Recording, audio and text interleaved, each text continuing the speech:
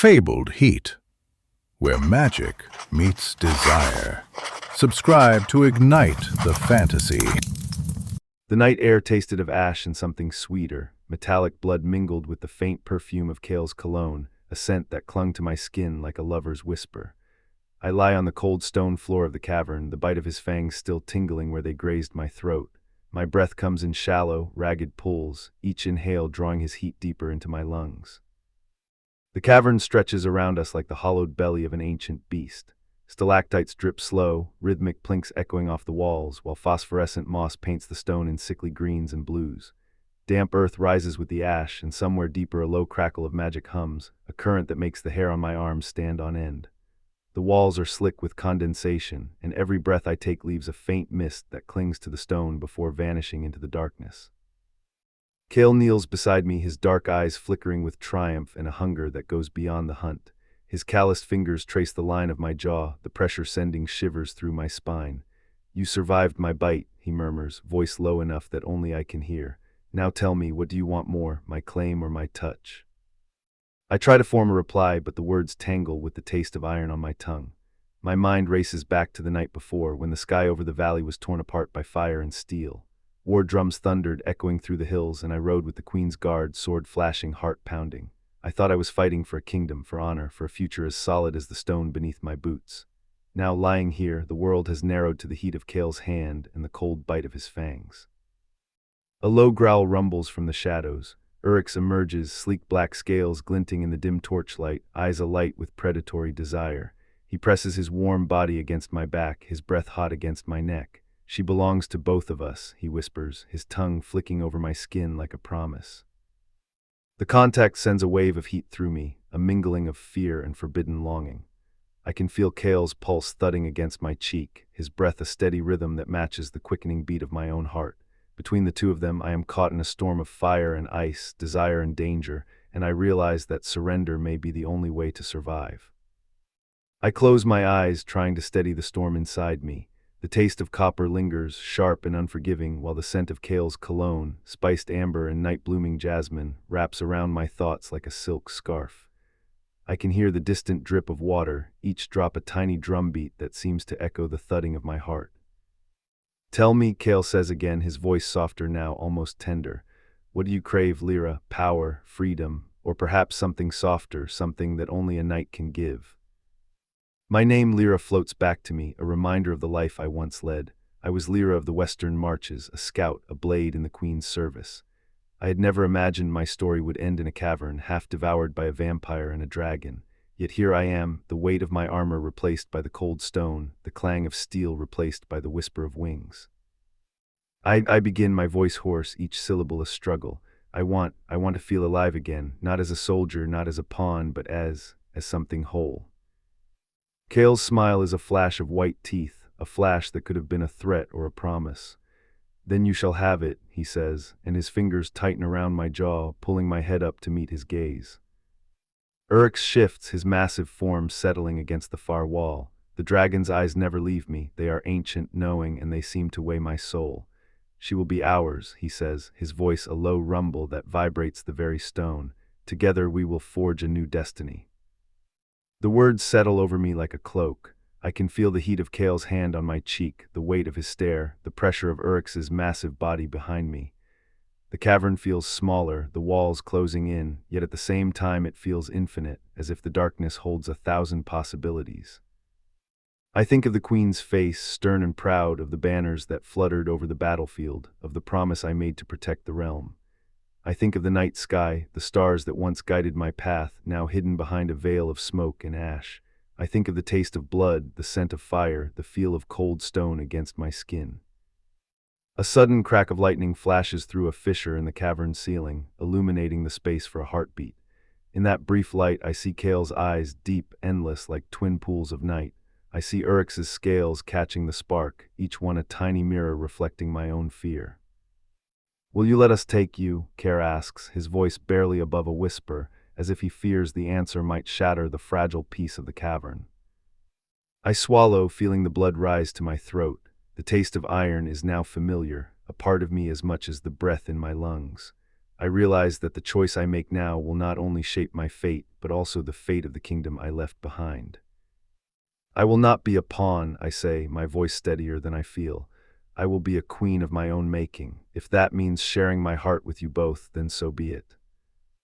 Kael's smile widens, and for a moment his eyes soften, showing something I have never seen before: vulnerability. He leans forward, his lips brushing the shell of my ear, his breath warm and scented with the same jasmine that clings to his skin. "Then we shall begin," he whispers, and his fangs sink gently into the side of my neck, not to drain, but to mark. The pain is sharp, a flash of white fire that spreads through my veins. I gasp, feeling the ancient magic of his bite sear into my flesh, binding us together. The sensation is both terrifying and exhilarating, a paradox that makes my heart race faster than any battle drum ever could. Eryx lets out a soft, approving rumble, his massive head lowering to nuzzle my shoulder. His scales are warm, radiating a comforting heat that spreads through my spine. "You are ours now," he says, his voice resonating in the cavern like distant thunder. The world around me seems to shift. The phosphorescent moss glows brighter, casting a surreal light over the three of us.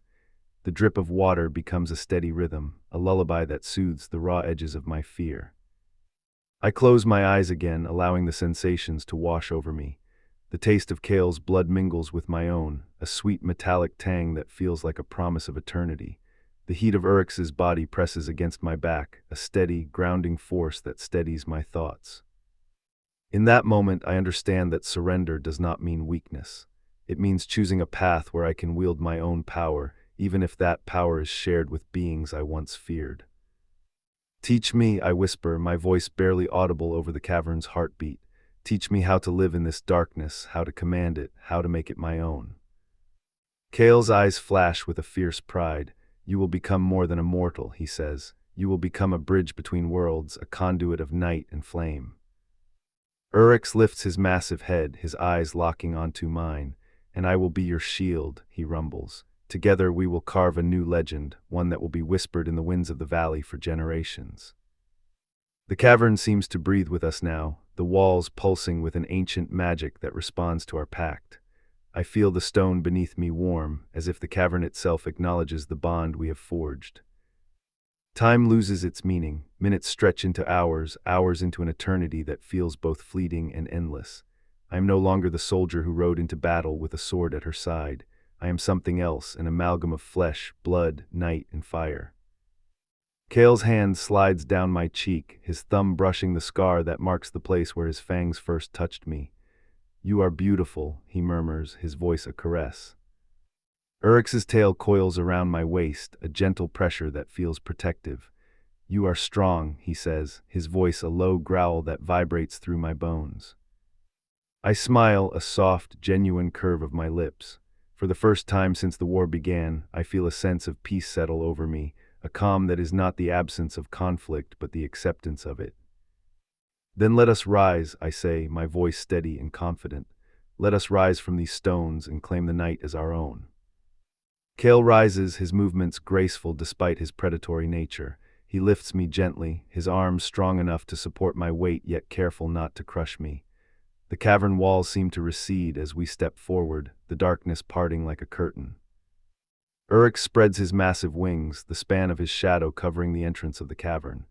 With a powerful beat, he lifts us both, Kael, me, and his own massive form, into the night air. The wind rushes past, cold and sharp, carrying with it the scent of pine and distant fires. The moon, a silver disk high above, casts a pale glow over the landscape, illuminating the valley below.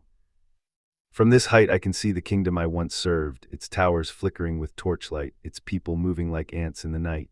I feel a pang of longing, but also a fierce resolve. I am no longer a pawn in their games. I am a queen of a new realm, one forged from darkness and flame. Kael leans close, his breath warm against my ear. "We will protect you," he whispers. "We will stand beside you always." Eryx's roar echoes across the valley, a sound that shakes the very earth. It is a promise, a warning, a declaration that the night has a new ruler. I spread my arms, feeling the wind tug at my hair, the night air filling my lungs. I close my eyes and let the sensations flood me. Kael's steady heartbeat against my back, Eryx's warm scales against my side, the distant hum of magic that still lingers in the cavern. When I open my eyes, the world looks different. The stars shine brighter, the moon seems closer, and the valley below feels like a tapestry waiting to be rewoven. We begin now, I say, my voice carrying across the night. Together, we will write a story that no one will ever forget. The three of us descend, the cavern's entrance opening to a world reborn. The ash that once choked the air is now scattered, the scent of blood replaced by the sweet perfume of night-blooming flowers that sprout where the stone meets the earth.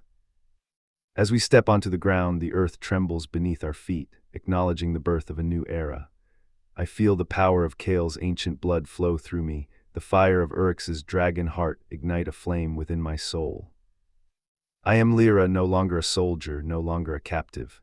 I am a queen of night and fire, a bridge between mortal and immortal, a voice that will echo through the ages. And as the first light of dawn begins to creep over the horizon, I know that the story has only just begun.